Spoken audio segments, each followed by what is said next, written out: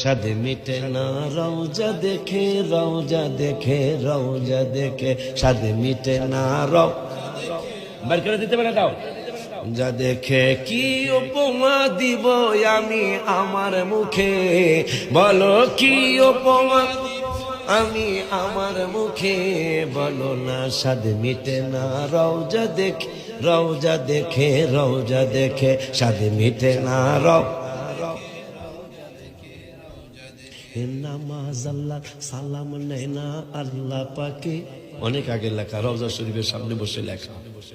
নামাজ আল্লাহ সালাম নেয় না আল্লাহ পাকে, ওয়াজিব হলো সালাম দিবে নবীজিকে।